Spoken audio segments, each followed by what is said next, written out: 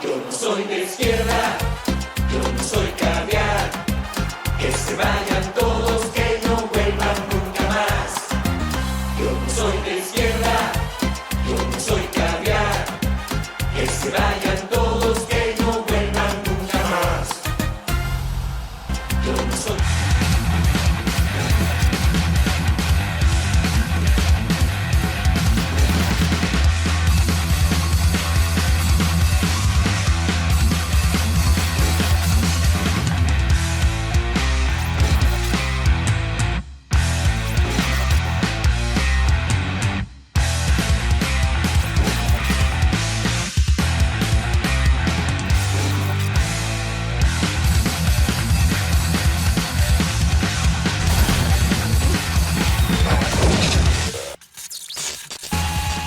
Y arrancamos este martes en Lenin Facho por RCTM. ¿Cómo estamos, mi gente? Volviendo de vacaciones. Estoy con la vocecita de ahí un poco delicada, pero acá presente. ¿Cómo estamos? Han pasado muchas cositas en estos días. Bueno, lo cual era evidente porque acaba de asumir Keiko Fujimori. Ha asumido aparentemente con el pie en el acelerador, lo cual está bien. Ya voy a comentar al respecto, pero han ocurrido varias cositas, ¿no? Han ocurrido varias cositas. Tenemos entre diversas noticias que la izquierda, para variar, no se pronuncia. Silencio por la denuncia de agresión contra un diputado de Juntos por el Menú, lo que todos ya conocemos, qué raro.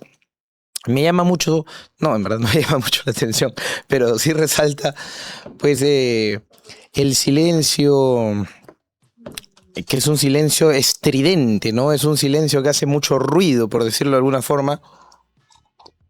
El de nuestras queridas amigas las Femibolches, el de las ONGs, ¿no? Manuela Ramos, Floro Tristón, ¿no? Que siempre cuando alguien hace un comentario, una broma, ¿no? O quiere proponer algo en contra de la ESI, etcétera, salen a acusar machismo, misoginia y todas las estupideces que repiten una y otra vez. Pero cuando tienes a un pegalón de izquierda, se mete en la lengua ahí donde no les da el sol, señores. Julián Pérez Malqui de Juntos por el Menú, que entró por Cusco. Se han difundido, ¿no? Chats, videos y un testimonio que refuerzan la denuncia por presunta agresión en contra de su mujer. Para variar, ¿no? Qué raro ver un zurdo pegalón. ¿Cuándo se ha visto eso? ¿Quién ha visto un zurdo pegalón alguna vez? No, eso nunca se ha visto, ¿no? Muy, muy raro, muy, muy extraño, ¿no? Este tipo, además, ya había sido cuestionado por tener un proceso judicial por un accidente de tránsito. O sea, un zurdito que tiene aparentemente ahí una colección de denuncias. Qué raro, eso tampoco es algo que se haya visto nunca antes. Y según un reportaje dominical hay una segunda denuncia, ¿no? De su mujer por una agresión física dentro de la comisaría de San Miguel, donde el sujeto en teoría la agarraba para impedir que ella haga su denuncia, ¿no? Para que desistiera de tomar las acciones legales correspondientes. Ahora, ¿en qué va a acabar esto? Yo creo que en nada. Porque los zurdos, al menos en la Cámara Baja, tienen mayoría. Yo creo que ya salió Zunini, ¿no? A decir que bueno, que no ha sido flagrancia, que se estaban pegando mutuamente. Luego me parece que ha dicho que hay que investigar. En fin, yo creo que va a quedar en nada, ¿no? El que sí se ha pronunciado fue Miki Torres, presidente. Miki Torres, presidente de la Cámara del Senado, ¿no? Presidente de la Cámara de Senadores, Miki Torres, quien ha exigido que el caso sea investigado con todo el rigor de la ley y que se aplique el código de ética como corresponde. Debería ser, evidentemente, yo no creo que ocurra. Creo que eso va a quedar en nada. ¿No? Fachito, acá presente, Maciel desde New York. ¿Quién más está por ahí? A ver, proyectame por favor comentarios. Tenemos en otras noticias las primeras medidas anunciadas por Keiko Fujimori desde New Jersey, ¿no? Presente. Facho. Primeras medidas anunciadas por Keiko Fujimori. 1. Los militares reforzarán la seguridad en las calles y en el transporte. Esta es una medida que... vamos a decirle una cosa. Yo creo que muchas de las cosas que ha anunciado Keiko Fujimori son populistas, lo cual no está mal. La gente tiene en mi opinión, una concepción errada de lo que es el populismo porque asocia el populismo directamente con demagogia y con clientelismo y muchas veces puede ir de la mano, pero no necesariamente lo es. El populismo en esencia es una forma de hacer política, una forma de hacer política popular, ¿no? De acercamiento a lo popular, a las clases populares, etcétera, como quieras llamarlo, ¿no? Acá mi bro dice Juan Miranda Costa, por ahí Juan Pablo, gente, ¿cómo estamos? Apoyen, compartan y dejen un like, ya saben, revienten el chat de comentarios. Eh, pero bueno, yo creo que el populismo es bueno porque te permite, si lo sabes llevar bien, si no lo llevas a la parte pues ultrademagógica, ultraclientelista, como los Kirchner en Argentina, como Evo Morales, como el chavismo, puede ser una buena herramienta. De hecho, el padre de Keiko Fujimori, Alberto Fujimori, fue un gran populista. Milei es un populista en la Argentina, Trump a su estilo es un populista en los Estados Unidos. Bukele es un gran populista. También el populismo no es per se malo. Es malo, de acuerdo, o puede ser malo, dependiendo de cómo lo apliques. Y yo creo que es necesario y es saludable que en una primera instancia Keiko Fujimori utilice el populismo sobre todo de manera inteligente porque ella necesita ganarse a la población, necesita ganarse a mucho de ese porcentaje de gente que no votó por ella. Eso es estrictamente necesario para que le dejen gobernar.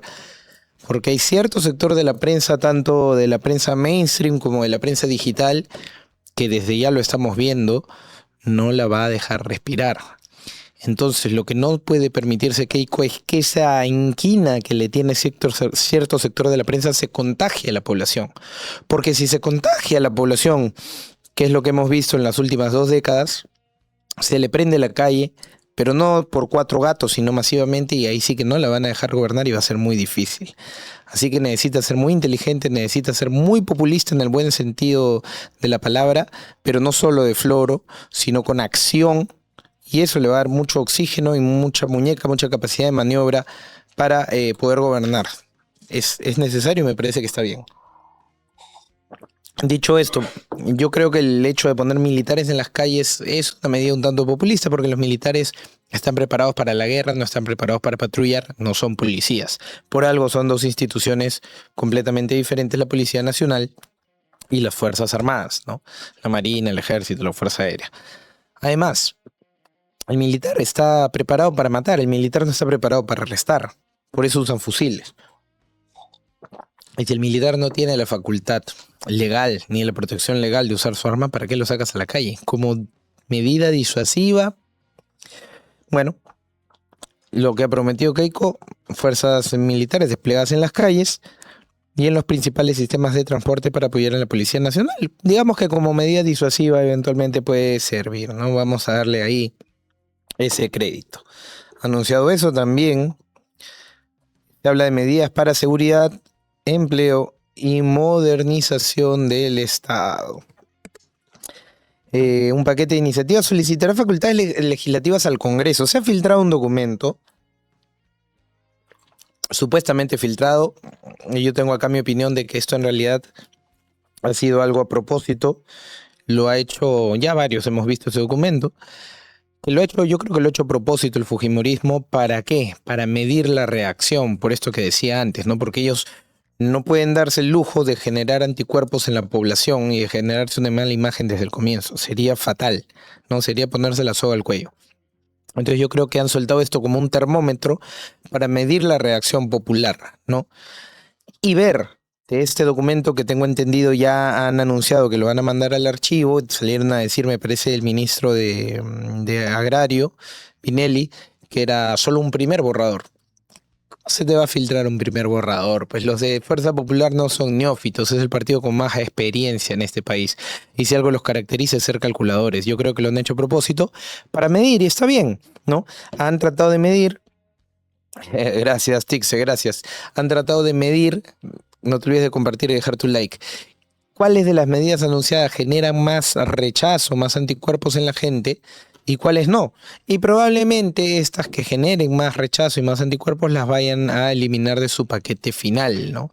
Es como cuando tú entras a una negociación y haces una primera oferta, ¿no? Si tú quieres obtener 500, pues pides 700 para que te regateen un poco. Al final te hagas el bueno diciendo, está bien, te lo dejo en 500 y te vas contento porque es lo que tú querías, ¿no? Eso incluso sale en los proverbios, en la Biblia. Muy caro, dice el comprador y se va riendo. Es así, o sea, es verdad. Tú tienes que ir más arriba de lo que deseas para que al final termines satisfecho. Yo creo que eso es lo que han hecho. Por eso es que me parece que se ha filtrado, entre comillas, este documento para ver qué medidas finalmente no van a adoptar. Se habla del tema de las vacaciones, de los topes de interés a bancos, diversas cosas, ¿no? Bueno, en este tema de que solicitará facultades al Congreso están los temas de impulsar reformas en seguridad ciudadana, empleo, inversión y modernización del Estado, ¿no? Entre las prioridades podemos ver que solicita la intervención del sistema penitenciario. He visto que se hablaba de, digamos, intervención de capitales privados, intervención de las Fuerzas Armadas. A mí ambas cosas me parecen positivas. El INPE es una institución putrefacta que claramente a la luz de todas las evidencias no funciona y no ha funcionado nada bien, ¿no? De hecho, las cárceles son parques de diversiones prácticamente para los grandes mafiosos que siguen delinquiendo desde allá. Entonces me parece correcto.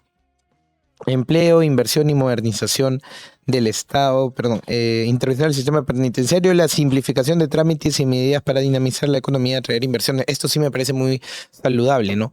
Eliminar la duplicidad de funciones, ventanillas únicas, estandarización de tarifas. A ver, el emprendedor, el empresario, e inclusive el profesional autónomo, independiente, no están para perder ni su tiempo ni su dinero haciendo colas, haciendo trámites, pidiendo orientación porque no sabes a qué ventanilla tienes que ir ni cómo tienes que hacer ese trámite, luego yendo a un contador, yendo a pagar a un banco de la nación, que es una entidad del Estado, para luego volver con tu voucher a la misma entidad del Estado. Es una estupidez. Ventanilla única, simplificación de trámites, agilízale el trámite al emprendedor. Se habla de silencios administrativos positivos. Tú estás pidiendo un permiso, no te contestan en una cantidad determinada de días, que debería ser muy poco, permiso automáticamente concedido. El emprendedor, repito, el que produce riqueza en este país, no puede ni debe perder su tiempo en tramitología ni en burocracia. Eso es destrucción de riqueza. Mientras que el emprendedor, el empresario, el profesional está trabajando, está generando riqueza, está generando bienestar para este país. Mientras pierde su tiempo en una ventanilla, en una cola, hablando con un burócrata, en la cola del banco, etcétera, es tiempo que deja de generar riqueza. Y es tiempo también que deja de estar con su familia o deja de hacer las cosas que en su tiempo libre podría hacer. ¿Por qué? ¿Quién se beneficia de eso? Un puñado de burócratas, y se perjudica a todo el país. Entonces, en ese sentido, me parece saludable, ¿no? Me parece que es de las mejores cosas que se plantean ahí. Ojalá que sepan de verdad cómo viabilizarlo, cómo materializarlo. Eso sí creo que va a quedar, no creo que eliminen ese tipo de cosas. Yo creo que eso permanece en las facultades que van a pedir, y me parece de lo más saludable que he visto realmente en las propuestas del fujimorismo, ¿no? Después, ¿qué otras cosas se anuncian? Medidas para mitigar el fenómeno del impacto el impacto del fenómeno del Niño en Piura. Eso es urgentísimo, ¿no? El fenómeno del Niño va a pegar muy feo acá, eso ya lo sabemos todos, y esto tiene que hacerse con velocidad. Keiko Fujimori, durante una visita a Piura, anunció un conjunto de acciones para enfrentar el fenómeno del Niño, priorizando obras de prevención, la descolmatación, ¿no?, la limpieza de ríos y quebradas, y fortalecer la infraestructura hidráulica, además de la coordinación con autoridades regionales para reducir el riesgo de inundaciones. Autoridades regionales que en su mayoría no hacen poco o nada para este tema tan urgente, ¿no? Es cuestión de todos los años y ya estamos cansados de ver cómo sigue sucediendo. En ese gobierno veremos muchas obras por impuesto. Ahí está el fuerte del fujimorismo. Obras a full con el privado. Ojalá, hermano, ojalá. Tiene que llenar de cemento el Perú, de cemento útil, evidentemente. Así a Juliana Oxenford le duela, ¿no? Porque vi a Juliana Oxenford conversando con la Morsa Palacios y como el supermongol de Pedro Salinas, y Juliana se quejaba: este gobierno nos va a tapar los ojos con ladrillo, ladrillo, tu carretera, tu posta, y no se preocupa por lo más importante, que es el diálogo, que es la comunicación, que es escuchar. Pero mira la pelotudez, ¿no? Mira la pelotudez. Estos caviares que viven en Hipilandia piensan que los países salen adelante así, ¿no? Reuniéndose todos en un café vegano, a tomar juguitos naturales con cañita reciclada, a sobarse las espalditas, ¿no? Y luego salir todos a correr calatos por el campo de los Teletubbies y darnos becho y abacho, ¿no? Cuando en realidad un país sale adelante por gestión, por obras, por ejecución, lo que no han hecho ninguno de los últimos inútiles presidentes, salvo en el gobierno de Alan García II, ¿no? Que aprendió de sus errores, felizmente. Keiko tiene que hacer eso, tiene que hacer obra, tiene que demostrar que no le queda tan alta la valla de su padre, que se caracterizó por eso, por ir hasta los lugares más recónditos del Perú a hacer obra, a ejecutar. ¿No? Iba personalmente, acá me ponen la posta, acá me ponen la escuela, iba y lo hacía, ¿no? Ya ha iniciado con sus primeros viajes al Brime y con su viaje a Junín, poniendo estas casas con módulos tipo container, y escuchando a la población también, ¿no? Lo que tanto se quejaba Juliana, lo viene haciendo, Keiko, imitando en ese sentido el accionar de su padre. Eso tiene que ser no flor de un día, tiene que ser su sello personal. Y ahí se va a marcar la diferencia contra todos los otros mequetrefes que hemos tenido durante tantos años, ¿no? Mientras que un Pedro Castillo, el provinciano, que usaba sombrero, el supuestamente quechua hablante que no sabía hablar ni una sola palabra en quechua, y el campesino que nunca cosechó una papa, se preocupaba en esconder $20.000 en el water del baño y en escaparse de madrugada a Zarratea a conversar con representantes de empresarios que luego ganaban contratos millonarios con el Estado. Keiko tiene que preocuparse por viajar y estar con la gente y solucionarle, no solo quedarse en la palabra, en la promesa, que es importante como gesto político, sino hacer, accionar. Que siga así como su padre, es bienvenido a donde vaya, eso les arde a los zurditos. Sí, lo que les arde es ver que la gente en Junín, que la gente en la Sierra Central la ha recibido con mucho beneplácito, que la reciben con un cuadro de su padre cuando la visitó, que la abrazan, que le agradecen. Les arde en el alma a estos caviares pitucos que reniegan y botan lágrimas y están con urticaria y están escaldados en sus cómodos sillones de cuero en Miraflores o en San Isidro, porque saben que ellos jamás van a poder tener el nivel de popularidad de un líder de derecha como Keiko Fujimori, y tiene que callarles la boca con ejecución real. Eso es lo que tiene que hacer. En este caso, para el fenómeno del Niño, que es importantísimo, ¿no? Para reducir el riesgo, pues, de inundaciones y la limpieza de los ríos, para que cuando hayan al menos huaicos que van a ver, que estén bien contenidos y que no arrastren pues todo tipo de porquerías que terminan dañando tanto, ¿no? Importante, ojalá lo veamos materializado en el corto plazo.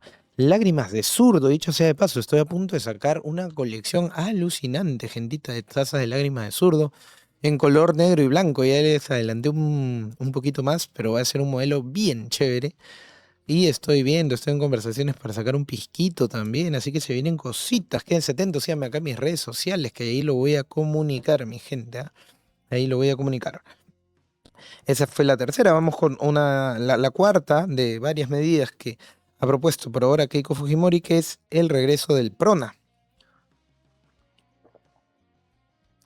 El PRONA como parte de la reorganización de los programas sociales, el Programa Nacional de Asistencia Alimentaria, PRONA, creado en 1992 durante el gobierno de su padre, don Alberto Fujimori, con el objetivo de concretar la ayuda del Estado para las poblaciones vulnerables, especialmente niños, quienes pues estamos de base 3 para arriba. Sobre todo recordaremos perfectamente el PRONA, ¿no? Especialmente para niños, madres gestantes, adultos mayores, familias bajos recursos, es decir, la gente vulnerable, ¿no? La gente de la que se llena la boca la izquierda, pero que a la hora de la hora, cuando están en el poder, no hacen absolutamente nada por esa gente. Y los comunicadores de izquierda, tan conchudos como siempre, dicen, no, ellos se han pasado a la derecha. O sea, cuando el zurdo actúa como zurdo, es decir, habla por los pobres, pero que llega al poder y no hace nada por los pobres, se pasó a la derecha, ¿no? Ejemplos, José María Balcázar, Dina Boluarte, el propio Pedro Castillo, ¿no? Ahí están los zurdos mequetrefes que hablan y hablan y hablan y hablan y hablan del pueblo, pero cuando están en el poder no hacen nada, absolutamente nada por el pueblo. Que llegue la derecha y les enseñe cómo se hace para que les duela más, ¿no? Entre los principales servicios figuraban los desayunos escolares, el abastecimiento a los comedores populares, distribución de alimentos en zonas rurales y marginales del casco urbano. Esta es su cosecha, el fachito, se vienen cositas. En el 2011, durante el gobierno de Ollanta, fue desactivado como parte de la creación del Ministerio de Desarrollo e Inclusión Social y sus funciones de alimentación escolar pasaron al Cali, Huarma, claro. Ollanta creó el Ministerio de Desarrollo e Inclusión Social. Nos hemos llenado de ministerios, es un tema que creo que también viene en breve, gente. Pero bueno, vuelve entonces el PRONA.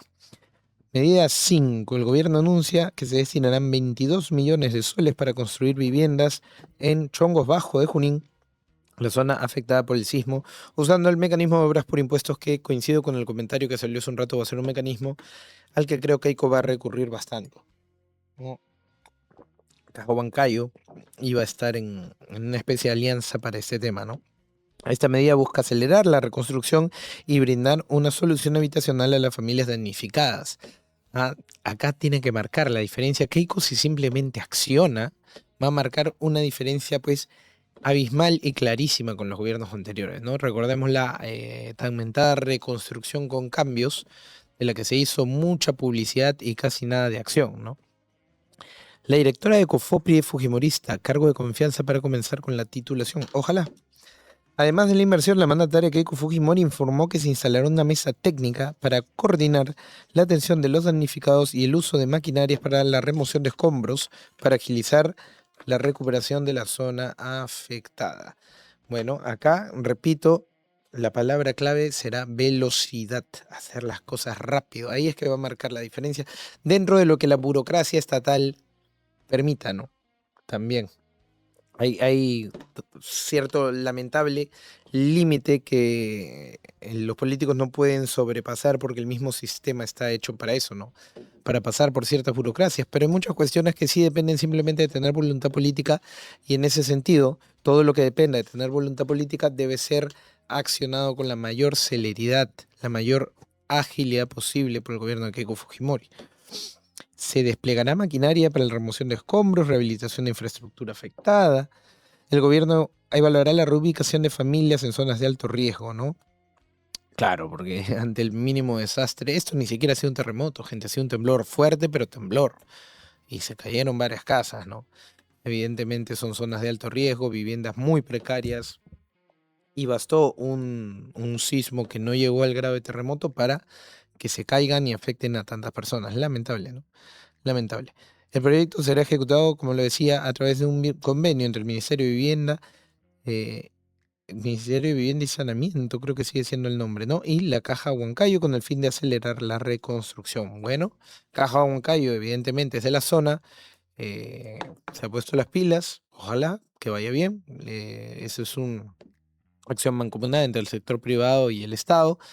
Y pues le va a mejorar pues la reputación, ¿no? Ayudando de esa manera a su gente Caja Huancayo. Ojalá que esto salga bien por el bienestar de la población de Junín. Dios los bendiga y los ayude también. Noticia número 3, reducción de ministerios. ¿Qué dicen? ¿Se viene reducción de ministerios o no? Rafael López Aliaga criticó al gobierno de Keiko Fujimori por descartar una reducción del número de ministerios, calificando la decisión como un mal inicio. En los políticos siempre te dicen cosas, pero no quiere decir garantía de que esto vaya a permanecer en el tiempo. Ahora yo creo que Keiko no va a reducir ministerios, la verdad.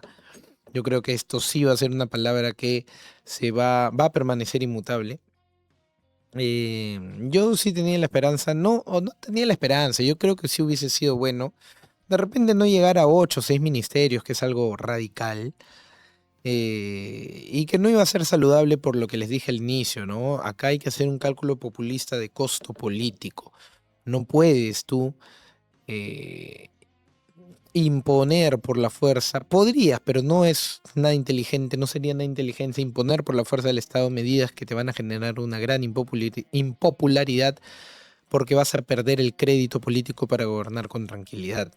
Y si Keiko hiciese una medida de reducción de ministerios tan severa, probablemente generaría mucha incomodidad, fogoneada principalmente, número uno, por los burócratas que se quedarían sin trabajo, o en segundo lugar por ellos, en primer lugar por un fuerte sector de la prensa, ¿no? Y el peruano, a pesar de que no es una persona que dependa del Estado, el peruano es bastante independiente, en muchos lugares pues vive y ha vivido al margen del Estado, eh, sí tiene intrínsecamente, y quizá incluso sin darse perfecta cuenta de ello, en muchos casos una mentalidad estatista, ¿no? Y el hecho de reducir ministerios le puede encender las alarmas. Creo que sería una medida poco inteligente, pero quizá en un, no sé, tercer año, si es que hace las cosas bien y ya tiene una popularidad bien ganada y un crédito político, es algo que hubiese podido intentar, o cuando menos fusionar ministerios, ¿no? No es necesario pues pagarle 30 y pico mil soles, más guardaespaldas, más un Lexus al ministro, y creo que 25.000 gana el viceministro, etcétera, tantas gollerías, ¿no? Definitivamente no es necesario. Y hay ministerios que perfectamente podrían ser eliminados y que si tienen funciones específicas que son importantes pueden pasar como una oficina debajo de la PCM o de otro ministerio. MIDIS, el inclusión social, mujer, cultura, en fin, ¿no? Pero bueno, yo creo que no lo va a hacer. López Aliaga recordó que durante su campaña propuso reducir de 19 a 6 ministerios para disminuir el tamaño del Estado y hacer más eficiente la administración pública. Pero un Estado más pequeño implica menos burocracia, menores gastos y mayor eficiencia. Es correcto, e implica una mejor coordinación y una posibilidad más ágil de coordinar, y también responsabilidades más acotadas, ¿no? Pero está el costo social. Y esta es una de las cosas en las que yo difiero, por ejemplo, con los liberales, ¿no? O por lo menos con algunos de ellos, que te dicen, no, hacer esto es lo mejor para el desarrollo, para el crecimiento de la economía, para la mejora del país, entonces hay que hacerlo.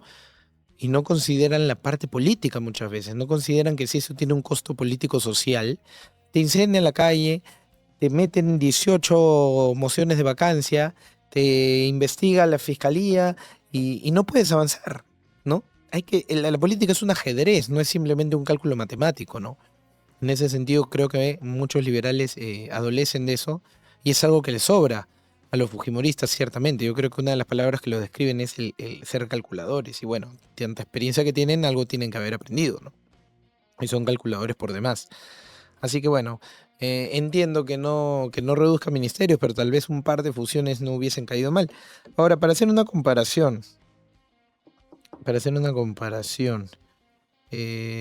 claro, Marco Vinelli descartó tajantemente que se tenga previsto reducir o fusionar. Un par de fusiones no hubiesen caído mal, pero en fin.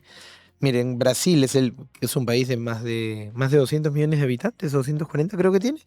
Es un país que tiene 38 ministerios, igual por más grande que sea, me parece una cosa absolutamente exagerada, que tener 38 ministerios. Creo que Keiko no propondrá eliminar ministerios este año, sino si gana popularidad lo podría realizar en 2 años. Todo va a depender de cómo arranque. Yo creo que para tener un buen crédito social y un buen respaldo popular necesita por lo menos un par de años, ¿no? Para ver si en el tercero se anima, ojalá, a hacer ya medidas más radicales, ¿no?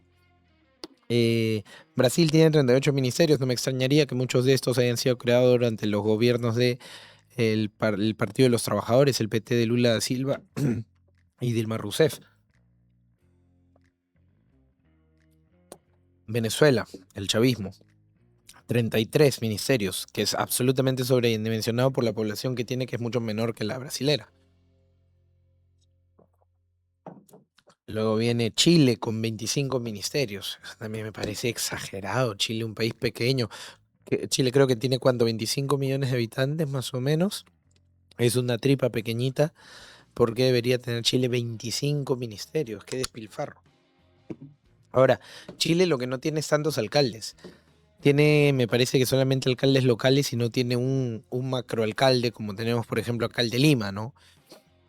Pero tiene 25 ministerios. Luego viene Perú y Colombia, que están juntos con 19 ministerios. Colombia tiene 40 y pico millones de habitantes, creo, 42, 43, lo vi hace poco en el tema de las elecciones. Bolivia tiene 17, igual que Paraguay. Un país mucho más chico, Paraguay. Uruguay 14, un país pequeñito. Uruguay creo que tiene 3.5 millones de habitantes. Ecuador con 14 y Argentina, que tiene 8 tras las reformas de Javier Milei. Entonces estamos a media tabla. No sé si 3.5 o 5 máximo, creo que está más en el orden de 3.5 millones de habitantes Uruguay. 3.4 estoy ahí, ¿no? Y 14 ministerios para una población tan pequeñita y un territorio también pequeño me parece también exagerado. ¿no? Yo sí, en ese sentido, no soy liberal, pero sí estoy de acuerdo con que la cantidad de ministerios debería racionalizarse. No necesariamente llevarlo a 6 o 8, pero pues tener 19, 25, 30 y pico, eso me parece exagerado, ¿no? Pero bueno, Perú no tiene un estado excepcionalmente grande en términos de ministerios, sino que está a media tabla del ranking regional, como acabo de mencionar. Brasil lo lidera y Argentina destaca en tema de reducción de ministerios al pasar a 8. Comparta, mi gente, ¿cuándo estamos en likes? ¿Cómo estamos en likes? Ponme un poquito de ahí de comentarios, a ver, nadie para leer. Es diferente, claro, la teoría y la práctica son distintos. Tenemos 41 likes y somos 58 conectados. Por favor, hay 17 personas. Den el botoncito de like, les toma más o menos 2 décimas de segundo. Y me ayudan, compartan también, por favor, la transmisión. ¿Para qué sirve cultura, mujer? Hay varias que deben quizás no desaparecer, pero sí integrarse. De acuerdo. Si hay funciones, repito, que son útiles, y no lo puedo decir tampoco cómodamente desde acá, hay funciones que pueden ser útiles, podrían integrarse como oficinas bajo el mando de la PCM sin ningún tipo de problema, ¿no? Pero es necesario, repito, tener a un burócrata de lujo viviendo a cuerpo de rey con guardaespaldas 24/7 y manejando un lujoso Lexus. Yo creo que no, yo creo que no. Pero en fin, PAP proponía superministerios. Querías un gobierno de derecha de Keiko, ahora qué vas a decir de su gabinete. Eh, si quieres hablo del gabinete. Yo no quería el gobierno de Keiko, yo lo apoyé porque evidentemente prefiero un mono borracho con metralleta antes que un comunista en el gobierno, antes que va con la gente del Movadef, antes que va con un asesino como Antauro y antes que un sujeto que alegremente y públicamente te propone el modelo de Bolivia donde tienes que hacer cola para comprar arroz, hermano. Habría que estar demente para preferir eso. Ahora, no me molesta tampoco el gobierno de Keiko. ¿Y qué me parece su ministerio, su gabinete? Me suena mucho el tema de Rafael Belaúnde Llosa en el Ministerio de Defensa. Pienso que es un grave error. Pienso que es un tipo, número uno, que es un caviar. Los caviares se suelen caracterizar por no tener las mejores simpatías con las Fuerzas Armadas. Número dos, tiene cero experiencia en el sector, cero. Y número tres, ha sido un rabioso antifujimorista, no se da cuenta de qué y por qué lo puso. Y sobre todo en ese ministerio. Yo no lo hubiese considerado jamás. Pero por último, si querías llamarlo por alguna extraña razón, ponlo pues en producción o qué sé yo. ¿Por qué en defensa, no? ¿Por qué en defensa cuando tenías a un sujeto como el señor César Astudillo, el general Astudillo con amplia experiencia en el sector? Podía perfectamente él haber asumido defensa y poner, por ejemplo, a Marco Miyashiro, general de la policía, que llegó a ser comandante general de la institución, que fue jefe del GEIN, que capturó a Sendero Luminoso, que capturó al cabecilla de Sendero Luminoso. Lo podrías haber puesto en interior y Astudillo en defensa. ¿Por qué ponerlo a Astudillo en interior, que repito, no es lo mismo policía que Fuerzas Armadas, y poner a Belaúnde Llosa en defensa? Me parece muy mal la idea de Keiko Fujimori, creo que es hasta ahora su más grave error. Y en el resto del gabinete, bueno, vamos a ver, ¿no? Han criticado mucho a Luis Dyer porque no tiene experiencia como médico, yo ahí discrepo. Luis Dyer no se tiene que dedicar a poner inyecciones ni a recetar tratamientos, tiene que ver la parte organizativa, la parte de gestión. Vamos a darle chance, lo he visto trabajando, yendo a supervisar, dice que va a estar 3 días a la semana en la oficina y 3 días recorriendo el país. Vamos a ver, vamos a darle chance. Con eso te he contestado. Si te gusta la respuesta, bacán. Y si no, pues qué pena. ¿Qué pasó con la arma del pelado? Me agarró tormenta el penúltimo día, hermano, allá en Argentina y me enfermé. Eh, no sé quién es Fanny Montellano. ¿Quién es Fanny Montellanos? ¿Es una de las ministras? ¿Quién es Fanny Montellanos? Ah, la garganta para tomar. Sí, bueno, las lágrimas de zurdos me hicieron daño. Sí, debería eliminar las consultorías. La zurda de Mirta Vázquez llorando. Ah, sí, Mirta Vázquez ha llorado porque no le gusta su oficina. Ay, está muy incómoda. Pobrecita. Ay, qué penita me da. Estoy compungido. En verdad no les quería decir, pero... ministra de la Mujer. Bueno, si sale con medidas progresistas, acá lo voy a cuestionar. Ojo. No se le debe dar tampoco cheque en blanco nunca a ningún político. Ojalá que no. Vamos a ver. Ojalá se alinee. La verdad que estoy mal en la garganta de tanto llorar porque Mirta Vázquez está incómoda, estoy muy compungido. He llorado tanto que me ha quedado rasposa la garganta. Pobrecita Mirta Vázquez. Ay, ay, ay. ¿Por qué no entiende que el fujimorismo es pragmático? Exacto. El fujimorismo, esto lo vi a los libertarios comentarlo en un clip y me pareció interesante. Es un partido que se está pareciendo mucho al peronismo argentino. Y yo creo que sí. Para mi gusto, con una inclinación más a la derecha que el peronismo argentino. Pero sí se está pareciendo porque el peronismo tiene líneas ideológicas muy generales, muy difusas. eh, se descansa sobre el apellido y sobre la figura de un personaje prácticamente legendario, antiguo como Perón, y tiene dentro de sus filas elementos que van por todos lados, ¿no? Algunos más de derecha, otros más de izquierda, etcétera. Y en ese sentido creo que el fujimorismo sí tiene por lo menos varias cosas parecidas al peronismo, ¿no? Pero es sobre todo pragmático. Tiene ramas de izquierda, derecha, progre. Claro, en ese sentido se parece al peronismo argentino. Keiko es más de lo mismo, estatismo y burocracia, al igual que el gobierno anterior, junto a la izquierda juegan en pared, llenando el aparato estatal. Bueno, no sé, a veces me parece un poco más zurdo, geopolítica polarizada, ahora me parece más estatista. Yo le voy a dar crédito, hermanito. Alberto Fujimori liberalizó la economía, pero no fue un liberal. También tuvo un fuerte brazo de asistencialismo estatal e hizo un maravilloso gobierno. Alan García hizo un buen gobierno en su segundo mandato y tampoco fue un liberal. Así que yo sí le voy a dar chance. Cuando vea verdaderos errores, no dudes que lo voy a cuestionar, pero por ahora le voy a dar chance. Luis Dayer, empresario del sector siderúrgico, le hace recomendar minerales a los hospitales para erradicar pacientes. No, pero lo que tienen que ver es mejora de los procesos, hermano. El viceministro es, y no lo conozco, te soy sincero, es quien debería ser la persona técnica, pero no un médico de carrera, un técnico en administración hospitalaria, porque eso es lo que tiene que ver un ministerio. Pero el ministro, que es un cargo político, no te olvides, más que técnico es político, lo que tiene que ver ahí es un tema de, ¿cómo se llama? De mejorar los procesos. Yo le quiero dar el crédito, ¿no? Vamos a ver. Recordemos que las Fuerzas Armadas se autogestionaron en los últimos 7 años. Claro, tú me puedes decir, hubiese sido mejor alguien que tenga experiencia de administración en el sector médico. Ya, eso sí te lo doy. Claro que sí. Pero tampoco lo voy a tachar. Déjame ver también cómo lo hace Estudillo, por ejemplo, en el interior, ¿no? Esperemos que, y a mí eso sí no me gusta, pero ni un poquito, pero esperemos que al menos Belaúnde Llosa en defensa, pues no la defequen, ¿no? Vamos a ver. Vamos a ver. Mirta que trabaje en una cueva no llega. JP no tiene bancada fuerte, no hace medidas disciplinarias contra Julián Pérez. No, pero es que no va a hacer medidas disciplinarias, ¿no? No le interesa hacerlo, no es que no tenga una bancada fuerte. Ah, no tiene... No, y así tuviese una bancada fuerte, no les interesa. No les interesa en absoluto.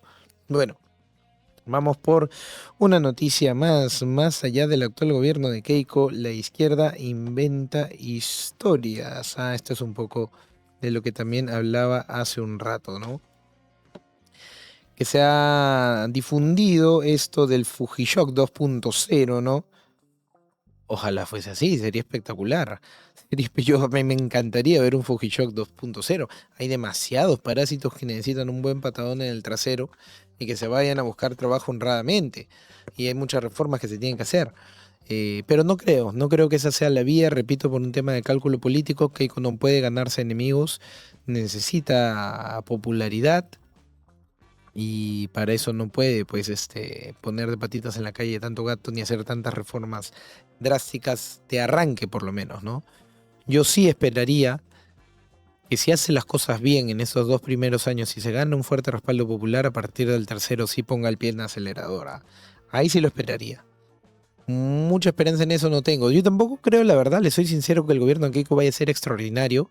No está en mis expectativas, pero creo que puede ser un gobierno de regular para bueno, con una nota aprobatoria, y con eso tenemos pues 20 veces más de lo que han sido la inmensa mayoría de gobiernos de los últimos 25 años, ¿no? Con excepción de Alan García II. Con excepción de Alan García II, todos los demás gobiernos han sido pues una sarta de porquerías. Y con que Keiko haga un gobierno con nota 15 sobre 20, ya va a estar ampliamente por encima de todos esos gobiernos mequetrefes, ¿no? Y se va a notar la diferencia. Ahora, ojalá me sorprenda ya un gobierno de 18, 19, ¿no?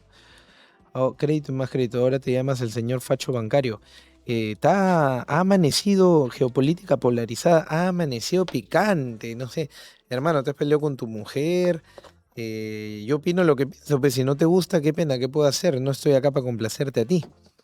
Paralelamente vuelve a presentarse a los fallecidos durante las protestas en el sur ocurridas durante el gobierno de Dina Boluarte. Claro, ese es el otro floro, ¿no?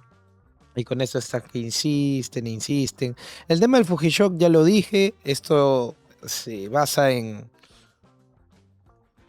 este documento filtrado, que yo creo que ha sido filtrado a propósito para medir la reacción, ¿no? Con medidas sobre flexibilización de contratos, ¿no? En rebajar las barreras para que los empresarios puedan despedir, lo cual sería muy saludable. El tema de reducir los feriados y una serie de medidas que aparecían en este documento que ya fue archivado y que la verdad yo creo que no se va a implementar. Inteligente medida esto de filtrar el documento. Creo que nada de eso va, pero con que implemente medidas en seguridad ciudadana, en simplificación burocrática y de trámites y algunas medidas para atraer inversiones en economía, yo creo que vamos bien. El tema, como decía, de los muertos en las protestas de Dina Boluarte, esa es la monserga junto con las mentadas leyes por crimen que más repiten y repiten y repiten y repiten estos caviares y estos zurdos de porquería. Pero yo creo que es bueno que lo repitan, ¿no? Ahí sí te equivocas sobre el pragmatismo. Si Keiko fuera pragmática, entonces hubiese intentado, no pues, pero ya lo he explicado. Voy a pensar que acabas de entrar ahora. Yo pensé que era zurdo, veo que eres liberal o libertario.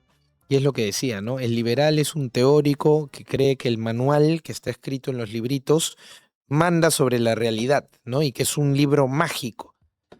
La política es otra cosa. La realidad manda sobre las teorías. Hay realidad y hay teoría. Si tú haces ese tipo de vainas, ni bien llegas, te van a incendiar la calle. Toda la prensa se te tira en contra. Te mandan 18 mociones de censura, de vacancia, te comienza a investigar la fiscalía y no puedes gobernar tranquilo. La política es realidad. Eso es pragmatismo así no te guste. Tú no puedes gobernar por fuera de criterios políticos. La política es un ajedrez. No puedes hacer lo que te da la gana porque crees que es lo mejor, porque al final si no te dejan gobernar, tu gobierno termina siendo una porquería y en 2031 sobre seguro, sin lugar a dudas, tenemos a la izquierda más radical encaramada en el poder y con mayoría en el Congreso y ahí sí, apaga las luces y vámonos. Es así, así no te guste, así no lo digan tus libritos teóricos de libertarios, es así. Necesitas aprobación popular. No puedes hacer las cosas así a las patadas, salvo que hagas un golpe de Estado, cosa que Keiko no creo que esté dispuesta a hacer, ¿no? Entonces no se puede, pues, así no te guste. Es la realidad. Opinas, tienes la libertad de opinar diferente, pero si quieres, pues haz tu programa, arma tu set y ahí te vamos a escuchar si tu opinión es interesante. Si no, esta es la mía. Si quieres, te quedas con ella y si quieres, no. Por cierto, en el Congreso hay presupuesto para remodelación de sus oficinas. Solo se necesita solicitarlo a las oficinas administrativas del Congreso. Mirta no quiere hacer el procedimiento, seguro le da flojera, pues, ¿no? Seguramente le da flojera como buena zurda que es. Un favor, Ney, puedes darme agüita que por la garganta necesito estar tomando esto bastante. A ver. No, perfecto, no hay problema. Claro, y le quieren achacar pues una responsabilidad política al fujimorismo. Es estirar el chicle de una forma absolutamente grosera. Porque para comenzar, que cuando tú tienes una turba gigantesca de cientos de delincuentes que quieren literalmente matar a la policía, y para cualquiera que no es zurdo, que ha visto una barbaridad de videos, no es una realidad. Sí, y yo he dicho que no me parece bien, yo hubiese dicho que esperaba que funcionen algunos. Está bien, estamos ahí de acuerdo. Pero si te metes a eliminar un montón de ministerios, gracias, y eso te genera repudio popular, porque el peruano, hay que decirlo, tiene una mentalidad estatista, nos guste o no, al final la termina perjudicando. Hay medidas que yo sí le voy a exigir más a partir de un tercer año, digamos, ¿no? Asumiendo que haga las cosas bien y que gane si ganando un buen respaldo popular, una buena base de apoyo, no hace luego medidas más radicales, yo creo que ahí sí va a ser más digno de críticas, pero sí me parece en pos de un buen pragmatismo inteligente que no pise el acelerador desde el inicio en ese tipo de reformas profundas, ¿no? Eh, claro, para comenzar, si tú tienes una turba gigantesca de delincuentes que quieren matar a la policía y que lo dicen, ¿no? Dicen, mátenlos, mátenlos. Y les tiran bengalas, les tiran 2 toneladas de piedras, los atacan con armas hechizas, les tiran bombas molotov, les tiran bombardas. Y la policía responde y producto de esa respuesta, o las Fuerzas Armadas responden, producto de esa respuesta, hay fallecidos o heridos. No es culpa de la gente de la ley, es culpa del vándalo y del delincuente. Y si una persona inocente que merodeaba por ahí se ve impactada, es culpa del delincuente que generó ese clima que forzó la respuesta de la gente de la ley. Estos zurdos de porquería piensan que la gente no es un ser humano, sino que es un robot hecho de acero y que puede resistir todas las piedras y las bengalas en el cuerpo como si nada y que no tiene derecho a responder, por favor.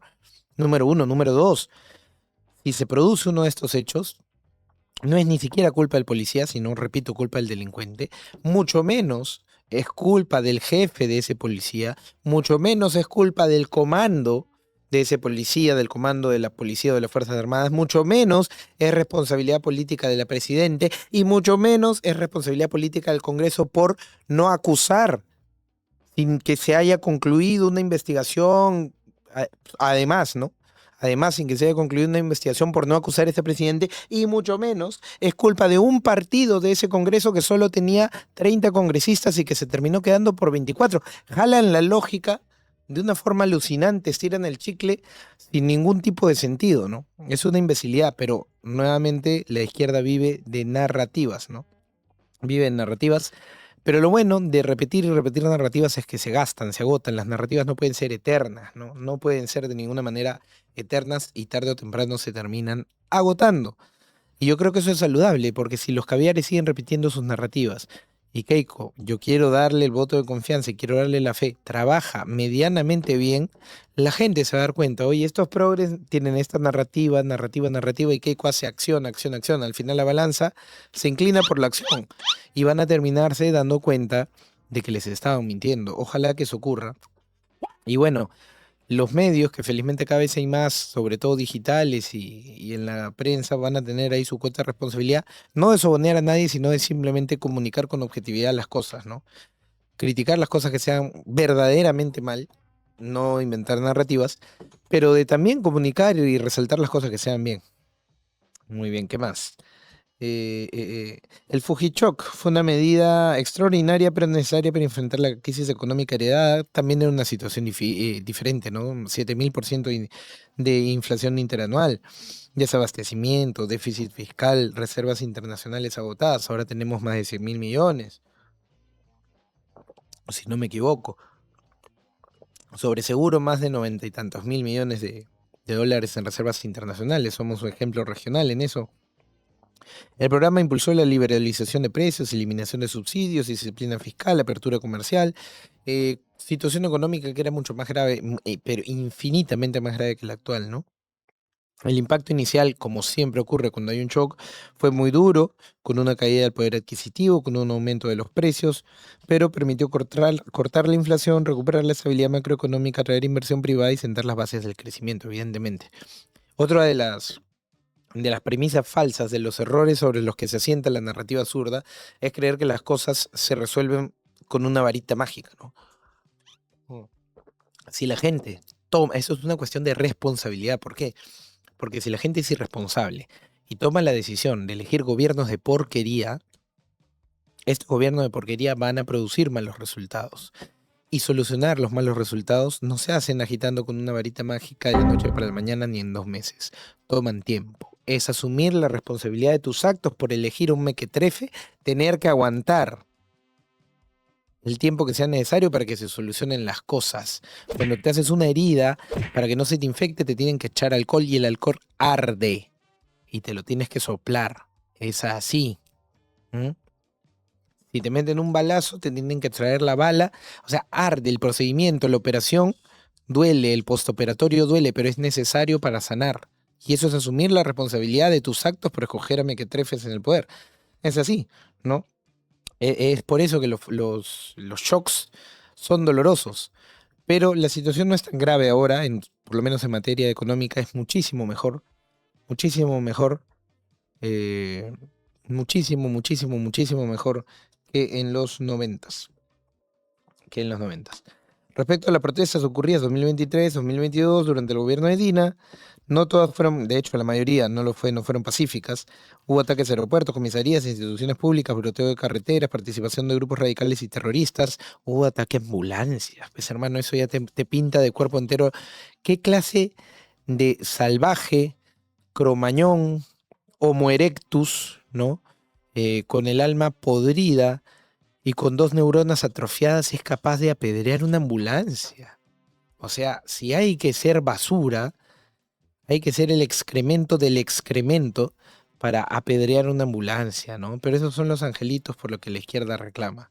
No van a ver un zurdo, un solo zurdo, jamás reclamar por las 10 personas que murieron en los buses, que no llegaron a los hospitales, reclamar por el suboficial Sonjo que murió, o por los 6 soldados que en Ilave se vieron forzados, independientemente que su jefe le haya dado instrucciones o no, se vieron forzados a huir y se metieron en un río, porque si se quedaban los mataban a pedradas. ¿No? Jamás vas a ver un zurdo reclamar por ellos. Solamente por los muertos en las protestas, manga delincuentes, la mayoría de ellos por lo menos. Siguiente temita, antes de ir a la parte de reacciones, me parece. Casi, una más. Eh, Alberto Bengolea cerrará el LUM. El ministro de Cultura, el Burbujito Bengolea. El Burbujito Bengolea ha sido Burbujito, valga la redundancia, cuando era un chibolo, ¿no? Creo que está en base 6 y lo siguen fregando con eso. Ya sabes la que te espera, Pancho de Piero, te va a quedar por siempre. El ministro de Cultura, Alberto Bengolea, descartó que el gobierno tenga previsto cerrar el LUM, una posibilidad que habría generado preocupación entre los caviares, y esto a geopolítica polarizada le va a arder. Yo pensaba que era zurdo geopolítica, pero yo vi que es liberal, pero bueno, en algunos casos son a veces igual de dogmáticos.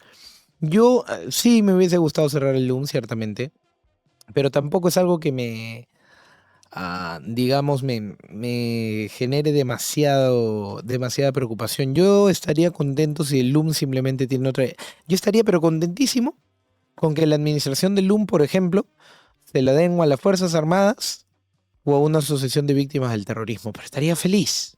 No tengo ningún problema. Los liberales no, te dicen, ay no, hay que eliminar, el Estado no debería influenciar en la cultura, porque hoy día tienes a alguien que te cuenta la versión de acá, pero mañana entra un zurdo y te cuenta la otra. Y a mí lo que me interesa es que se difunda lo que es correcto.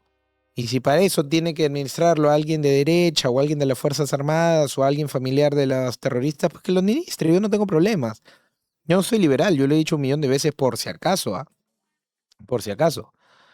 Yo sí estaría feliz con que las Fuerzas Armadas administren el LUM, eso sí, derrumbaría todo lo que hay adentro y pondría un contenido totalmente distinto. Por cierto, el jueves quería estar conversando con el profesor Sebastián Mendoza, que ha escrito un libro supremamente interesante que me lo regaló hace poco, que se llama ¿Por qué fracasó Sendero?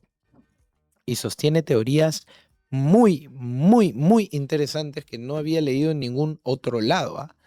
En ningún otro lado. No, tú eres, o sea, todo lo que dices son cosas liberales, una tras otra, ¿ah? No me vengas. Muy interesante, cosas que yo no había visto en otro lado, porque no solamente hace un recuento histórico, sino que analiza filosóficamente muchas de las cosas que pasó con Sendero Luminoso, sobre quiénes fueron sus creadores, sobre por qué creció tanto, sobre por qué fue difícil derrotarlo, sobre el papel que jugaron las comunidades rurales, sobre el papel que jugó Fujimori, sobre el papel que jugaron los partidos de izquierda, sobre el papel que jugó la Comisión de la Verdad y la Reconciliación, cosas que la verdad yo no había visto en ningún otro documento que se ha escrito sobre la época del terrorismo, así que va a ser supremamente interesante. Y lo digo porque debería cambiarse el enfoque con el que el lugar de la memoria cuenta la historia de esa época, ¿no? Y debería ser mucho más cercano al enfoque que, por ejemplo, toma el profesor Sebastián Mendoza, que lo sustenta y lo justifica de una manera brillante, al menos en lo que he podido leer hasta ahora y en lo que he podido ver de sus entrevistas, que son muy interesantes. Se llama Sebastião porque él es brasileño, pero vive desde hace más de 50 años seguidos acá, reside en el Perú, ¿no? Así que vivió pues él con su familia en carne propia el fenómeno Terruco y lo ha analizado para mi gusto con mucha lucidez, con mucha brillantez. ¿Cuántos likes vamos? Por favor, me comentan, vayan dejando su like y vayan compartiendo. La objetividad no tiene bandera ni color político, pero no eres objetivo, pues hermano. Si tú pretendes que porque crees que se deben eliminar ministerios, debes hacerlo el día uno sin importarte que te incendien la calle y que haya 987 muertos y que te tires a todo el mundo encima, no estás siendo objetivo, estás ideologizado. Pero tú sigues pensando que eres objetivo. Piensa lo que quieras, no hay problema. Bengolea sostuvo que durante años el Ministerio de Cultura favoreció una determinada corriente de pensamiento desde el Estado, por lo que ahora su objetivo será garantizar la pluralidad sin reemplazar una ideología por otra. En ese sentido afirmó que el Estado no debe imponer una doctrina cultural. Yo lo que se creo que debe poner es la verdad. ¿Y cuál es la verdad? Que los terroristas fueron una absoluta lacra de la sociedad y que más allá de excesos que pueden haber cometido agentes de la ley y miembros de los comités de autodefensa y rondas campesinas, que también han sido procesados por ello, hubo claramente dos bandos, uno de los buenos y otro de los malos. Y es así, esa es la realidad. Y los malos, señores, indudablemente fueron los terrucos. Y eso debe quedar absolutamente claro. A propósito de esto de Bengolea, pasé en las cosas que pasé, pasé una publicación de Instagram, de un comentario de Aldo, sí. Quiero pensar que esto es cierto. ¿No he visto mayor noticia al respecto? Sí, por favor. Esto dice Aldo Marioli, quisiera imitarlo, pero ahí sí no puedo porque es demasiado rasposa la voz de Aldo, me va a hacer puré la garganta. He leído que Alberto Bengolea realizó una purga sana en el Ministerio de Cultura, lo que muestra arranque, ideas claras y carácter. Él ha dicho que esta cartera ha sido capturada por la izquierda y que la izquierda que busca imponer su visión del mundo, su versión retorcida y putrefacta del mundo, dicho sea de paso, si esto es cierto y ha empezado un poco, digamos, con la pierna en alto, Alberto Bengolea, pues me parece bien. Y antes que política polarizada empiece a chillar, no es lo mismo votar unos cuantos burócratas desde el ministerio, siendo tú un ministro, que además a nadie le importa que voten a unos cuantos gatos del Ministerio de Cultura, que agarrar y disolver 10 ministerios, ¿no? Las dimensiones y las proporciones son, objetivamente hablando, ya que hablas de eso, muy diferentes, ¿no? Si al interior de los ministerios se pueden así ir haciendo micropurgas, que no va a tener es un costo político, bienvenido sea. O sea, la política es un ajedrez, ¿no? Hola, eres del Perú, mis saludos desde Córdoba, Argentina. ¿Qué tal, mi hermano? Soy 100% peruano, estuve 11 días allá por Argentina, en Buenos Aires principalmente. Bueno, un día me la pasé en Uruguay, en Colonia, y el resto en Cava. Bueno, un día en Tigre, que está en la provincia de Buenos Aires, pero fuera de Cava, y 9 días en Cava. Hermoso me pareció, hermoso, hermoso. Es la primera vez que participa en elecciones. ¿Y qué te hizo creer que con su plan de gobiernos? ¿Qué te hizo y qué hizo Keiko con su plan de gobierno durante 20 años intentando ser presidente? No entiendo tu pregunta, la verdad. El proyecto del LUM, nació en el año 2009, luego de que el gobierno alemán donara 2 millones de euros para impulsar la construcción de un museo de la memoria. Mario Vargas Llosa presidió la primera comisión de alto nivel encargada de diseñar el proyecto. Mario Vargas Llosa, que ojalá se haya arrepentido de sus pecados para que descanse en paz, aunque creo que era ateo. Fue un tipo que guardó en su momento, y esto es algo muy objetivo, mucho resentimiento con Fujimori. La verdad no soportó que un advenedizo de la política, un desconocido, vaya a ganarle al gran intelectual Mario Vargas Llosa, ¿no? El proyecto luego pasó a ser dirigido por Diego García Sayán, uno de los más encumbrados miembros de la alcurnia, ¿no? De la oligarquía, de la nefasta y pestilente oligarquía caviar, Diego García Sayán. en buena parte responsable de la liberación, pues, de miles de terrucos, ¿no?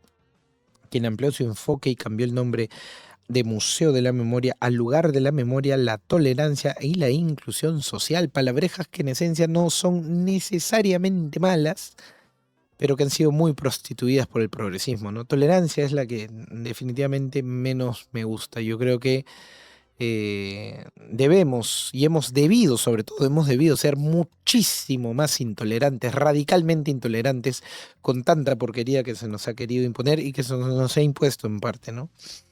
Fue inaugurado el 17 de diciembre del 2015 durante el gobierno de Ollanta Humala. ¿No?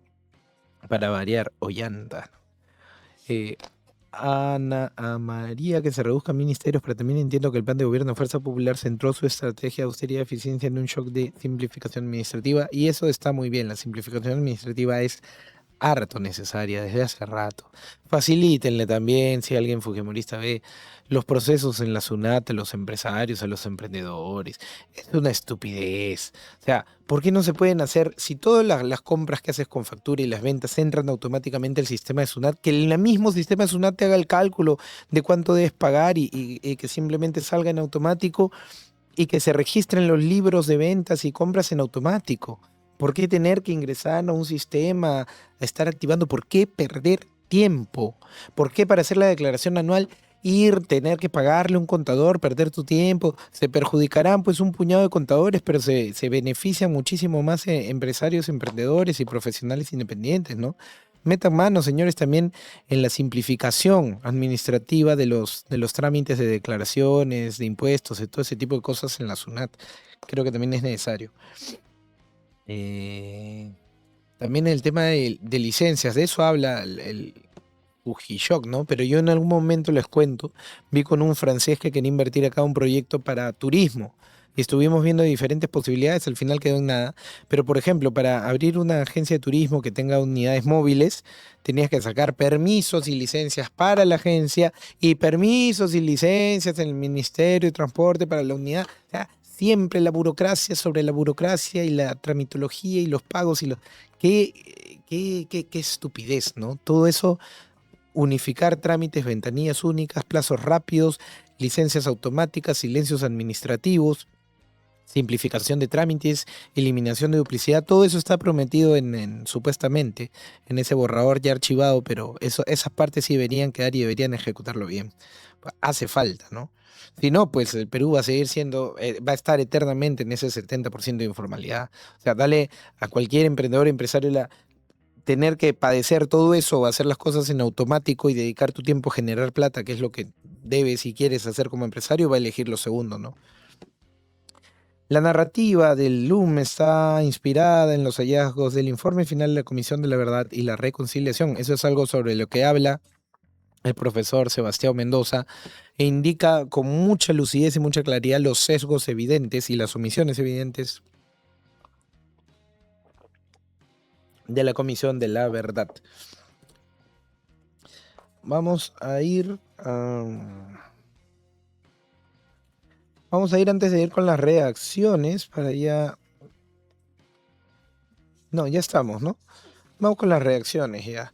A ver, ojalá pues Bengolea una buena gestión y por lo menos se reforme la visión que nos presenta de la historia en lugar de la memoria. Quiero ver llorar lágrimas de sangre a todos los caviares miserables y mugrosos. Quiero ver chillar a Susel Paredes, a Mirta Vázquez, a Indira Wilca, a Juliana Oxenford, a Cornejo, al Sonso Alegre de Cifuentes, al que sale ahí también en La República, no me acuerdo su nombre, a la Morsa. A todos los quiero ver llorando, los quiero ver deshidratados de tanta diarrea que les va a dar ver cómo se cambia el enfoque en el LUM. Vamos, burbujito, no decepciones, por favor.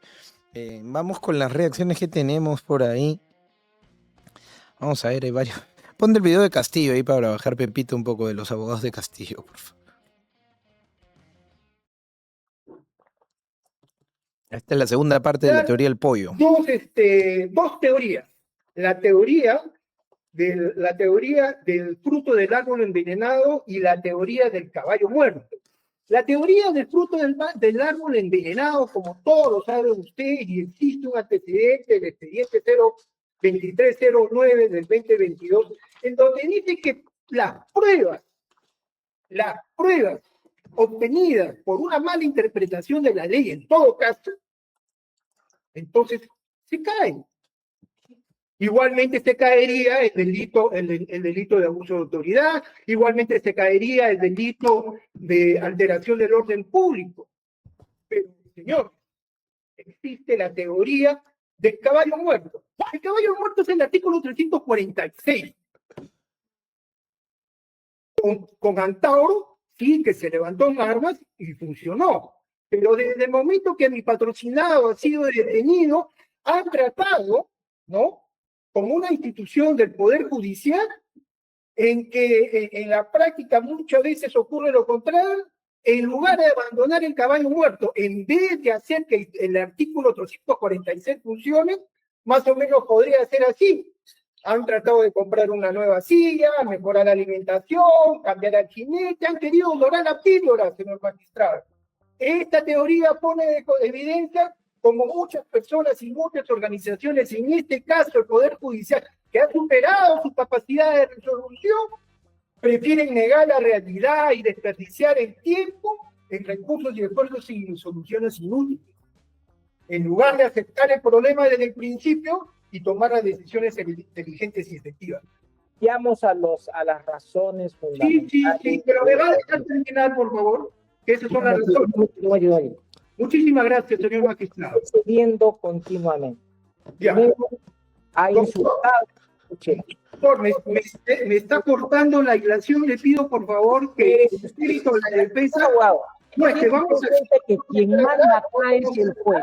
No venga usted a querer dirigir la audiencia. No, de ninguna manera. Claramente usted señor, es que no puede insultar al juez Checo.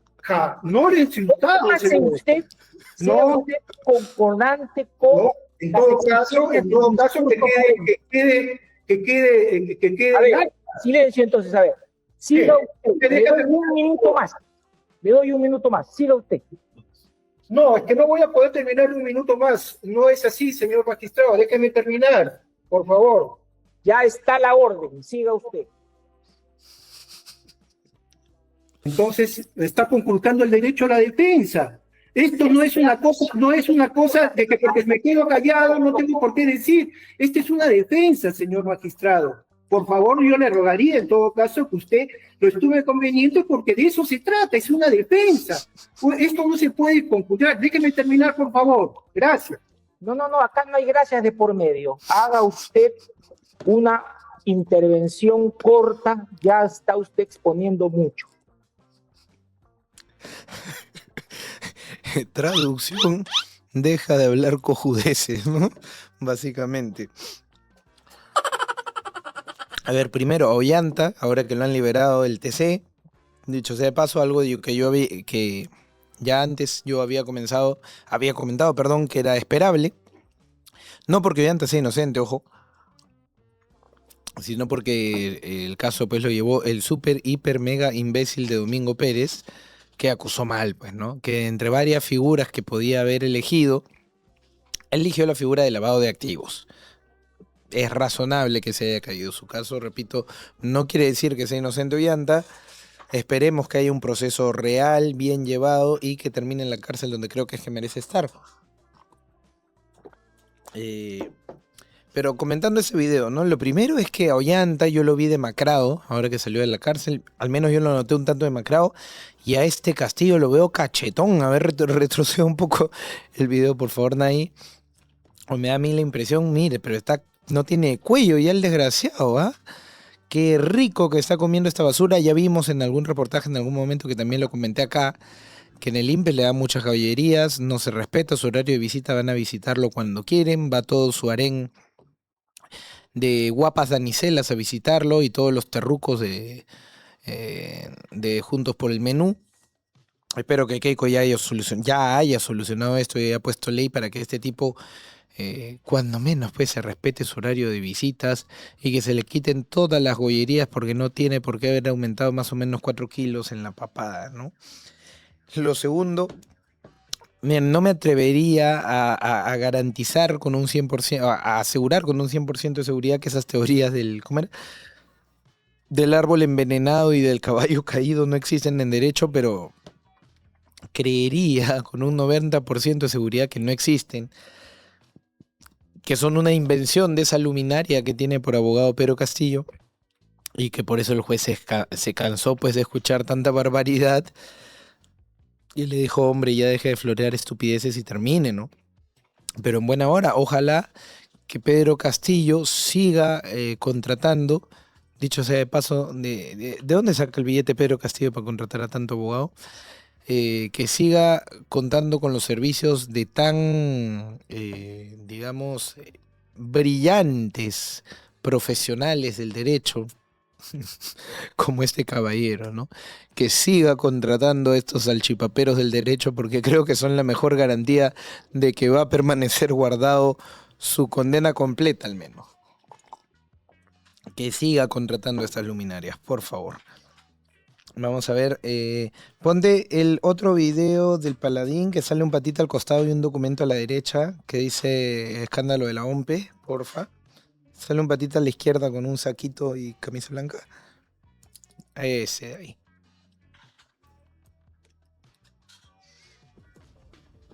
Es que no pueden entender en la OMPE que si bien el funcionario o exfuncionario tiene derecho, por norma legal, a pedir que la entidad le pague su defensa legal, pero a lo que no tiene derecho es a establecer el monto que le dé la gana.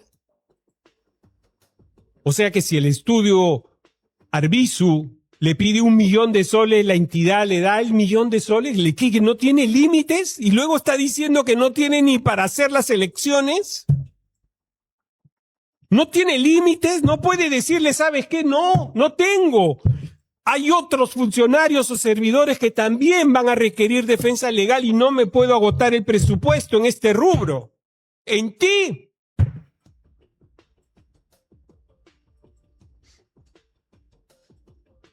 Ok, acabó, ¿no? Y además son en carpetas fiscales, no estamos hablando del proceso penal. Solo en la parte fiscal, 524,000 en este y 100,000 en el otro. No puede decirle, ¿sabes qué? No hay plata para esto.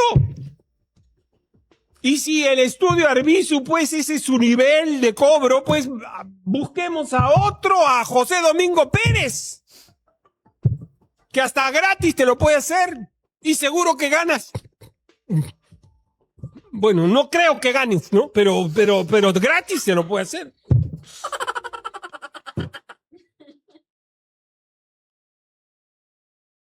No hay derecho, señores, no hay derecho que usen la plata de todos nosotros de esa manera y nadie les diga nada. No hay derecho. ¡Caramba, no hay derecho! No. ¡Basta ya!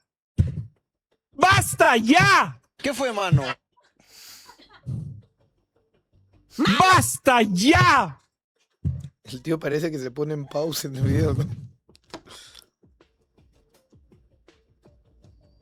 ¡No! ¡No!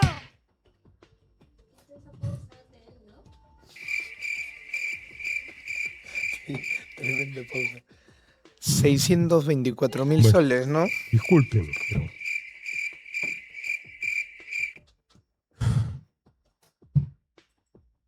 Bueno, amigos, eso ha sido todo por hoy. Les prometo que voy a seguir con esto de la OMPE. Voy a averiguar esos 115 millones que acaban de contratar y que de verdad, por lo que he visto, es para implementar todas las oficinas de la OMPE para las elecciones, que incluye hervidores eléctricos, de esos que tenemos en nuestra cocina. Eso incluye. Voy a revisar bien la documentación para que yo pueda darles algo certero y con sustento y me van a escuchar. Me van a escuchar. ¡A estudiar! Ahí, quítamelo al tío. A ver, son más de 600,000 soles que la OMPE estaría pagándole al estudio de Axila Arbizu para la defensa de Corvetto, ¿verdad? Para la defensa del inefable Piero Corvetto, ¿no? Una de las peores porquerías que ha pesado el aparato estatal en las últimas décadas.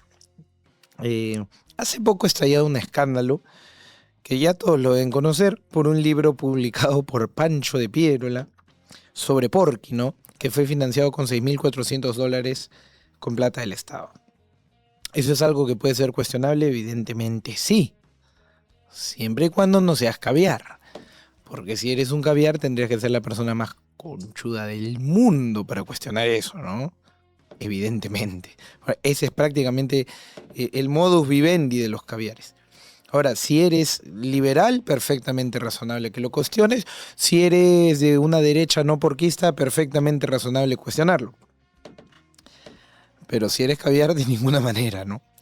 Ahora bien, está bien cuestionar el librito y los $6.400, pero también tendrías que decir algo de esto, ¿no? Porque estamos hablando de una cantidad bastante gruesa de dinero de una institución como la OMPE, que es parte del sistema electoral, y ya ha salido Burneo a decir que el sistema electoral carece de mucho dinero para la organización de las elecciones regionales y municipales. Entonces yo no me explico cómo es que si hay una carencia tan grave de dinero, están gastándose más de 600.000 soles del erario peruano en la defensa de Piero Corvetto. ¿Por qué? Además que esa cifra estaría supremamente inflado, porque un estudio legal de primer nivel estaría cobrando muchísimo menos de lo que se estaría estipulando para pagarle al estudio de Pezuña y Axila Arbizu y Asociados, ¿no? Entonces, esto es algo que también debería levantar serios cuestionamientos, aunque no es evidentemente tan memeable como el tema de Pancho de Piérola, y por eso es que también ha sido más escandaloso, ¿no? Pero habría que decir algo, y de esa tribuna lo decimos, esto debería ser investigado por Contraloría para comenzar, ¿no? Para determinar con exactitud el nivel de sobreprecio en esta contratación, por qué es que se ha escogido, ¿no? Además que Pezuña Arbizu militó en Juntos por el Menú, ¿no? Y hubo una gran controversia de favorecimiento a este partido por parte de la OMP, entonces hay un conflicto de interés ahí también grande. Debería ser investigado eso, ¿no? Y cuestionable, evidentemente, sí es. Cuestionable, evidentemente, sí es. Vamos, por favor, a ver con qué videito vamos. Vamos con el video de Dyer, que está ahí en el archivo, porfa.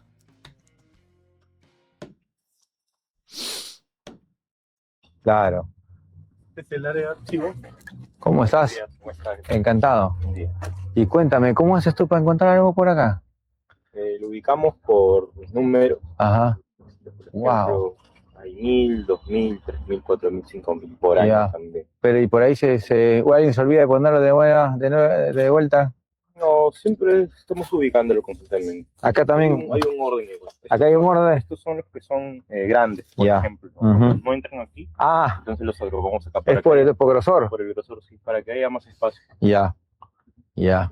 Es increíble, ¿ah? Y dime, ¿y eso están digitalizándolo?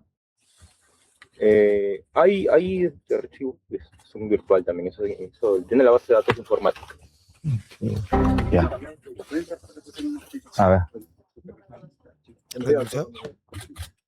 O sea, a lo que voy yo, tenemos tanto personal y con ¿Qué unas es? máquinas industriales de ¿Rubio? escaneo. O sea, no A ver, hay noticia ahorita una último iniciativa de eso. ¿Qué le ha pasado eso? Como le decía al primer ministro, el sistema de gestiones políticas ha estado ya implementado. Ya Claro. el sistema Lientito, electrónico, gente. Claro. ya están digitalizados los expedientes ¿Cómo a está? partir del año. Claro. Esa es parte física, Claro. es parte del archivo. Pero a ver, pero si sí, o sea, literalmente te falta espacio. Claro, definitivamente. Sí, yo no- Por eso un poco, con la anterior administración estábamos viendo la posibilidad de que esta mitad, la otra mitad del piso 9 también sea para la Procuraduría. Considerando no solamente el tema del archivo, sino también para poder acomodar mejor a las personas. Cambiar este concepto. No. Que con inteligencia artificial encuentras la palabra mágica y encuentras el archivo en 2 segundos, ¿no? O sea, a ver. Termina este video, lo comento y ponemos la noticia, ¿ya? ¿Y eso qué es? ¿Más archivo? Noticia calientita, gente. No, esta Jaquila. Buenos días. Señor Ministro de Salud. Sí. ¿Cómo está? Buenos días. Encantado, quería conocerla. Gracias. Un muy gusto, amable. quería conocerla. ¿Cómo es? No, gracias, gracias. Sí. Y esto, a ver, cuéntame, ¿qué estás haciendo acá? Revisando documentos. Son legajos que pasan al archivo. Primero tuvieron que ir a buscarlo, me dejaron ahí adentro. De ahí te lo trajeron acá. Sí, y de ahí está. Ya evaluamos de acuerdo al informe que nos hace llegar cada legajo. Evaluamos si está la documentación completa, si están las sentencias, y de acuerdo a eso se va archivando. Ya. Esto pasa al archivo. Wow. Ya. Ok. Gracias, gracias. Muchas. Son notificaciones judiciales de trasladamos a los abogados. Ya. Tanto demandas nuevas que nos llegan entre 60 y 120 al día. Tenemos un total de 447.810 casos. Al mes. No, a la fecha. Ya. De casos procesales diferentes materias. O sea, el proceso está atorado, básicamente, ¿no? Por lo que veo por los números. Es progresivamente, pues el Ya. caso va evolucionando Ya. de acuerdo a Ya. lo que va entrando y saliendo. Claro. Sale al día entre 200. No me sorprende, un caos en el Ministerio de Salud. Se ha paseado por oficinas donde se han visto escritorios con los teclados desconectados. En fin, cosas que creo que a nadie le sorprende de nuestros amados burócratas siempre tan eficientes. Ojalá ponga orden, pues, ¿no? Ojalá de verdad no sea solamente el foto, solamente show. Es necesario, la política es pan y circo, es necesario hacer gestos para la tribuna. Hay que jugar en la parte política, pero acción, señores, acción de verdad. Ojalá, pongámosle la fe. Y podemos ir con la noticia calientita de último minuto. Ajá, señores, damas y caballeros, primicia calientita. Tampoco puedo imitar al Lalo Archimbo, pero bueno. Renuncia Luis Rubio, candidato a la alcaldía de Lima por Renovación Popular. Ajá. Escrito número 01, mesa de partes del JNE, comunica renuncia irrevocable a la candidatura al cargo de alcalde provincial de Lima Metropolitana. Luis Israel Rubio Hidrogo, identificado con DNI tal. Bueno, renuncia candidato al cargo de alcalde provincial de Lima Metropolitana por la Alianza Electoral Renovación Popular Perú. En el marco de las elecciones 2026, recurro por derecho propio a esta instancia muy respetuosamente para decir lo siguiente. Mediante resolución tal, estando mi candidatura de alcalde provincial de Lima Metropolitana en estado de admitida por razones estrictamente personales, ¿qué razones serán? A través del presente documento manifiesto mi renuncia irrevocable a dicha candidatura de conformidad con lo dispuesto en el artículo 16 de la ley tal de elecciones municipales concordante con el artículo XXX, lista de elecciones municipales de 2026, aprobado por resolución X del JNE, solicitando ser atendido por el secretario general de vuestra judicatura en la fecha para cumplir con la exigencia de certificación de mi firma establecida en la disposición electoral. Renuncia Luis Rubio como candidato a alcalde. Con esto, ¿qué debería pasar? Debería asumir el teniente alcalde que se llama Rafael López Aliaga la candidatura a la alcaldía. De ser así, creo que es la mayor sorpresa que nos podemos saber. Nadie se lo esperaba, señores. Estoy absolutamente sorprendido. Si es que esto es así, yo creería que sí. Si es el candidato a teniente alcalde, le tocaría asumir la candidatura a la alcaldía de Lima a Rafael López Aliaga. Qué sorpresa, realmente no salgo de mi asombro, no puedo entender cómo así ha ocurrido una cosa como esta. Creo que es más asombroso ver a un zurdo bañarse únicamente que este suceso. Así que ya saben, primicia calentita, lo escucharon acá en Lenin Facho. Renuncia Luis Rubio, y al menos a priori entenderíamos que en teoría estaría ya a punto de iniciar carrera como candidato ya a alcalde Rafael López Aliaga Cazorla, damas y caballeros, con lo cual Se le viene una competencia más dura a Techito, Bruce y a Francis Addison. Así que, bueno, gente, ahí estamos. Ya exigió mi garganta ahí al límite por hoy. Así que espero que compartan esta transmisión, que se suscriban, que activen la campanita. No se olviden de seguirme acá en mis redes sociales.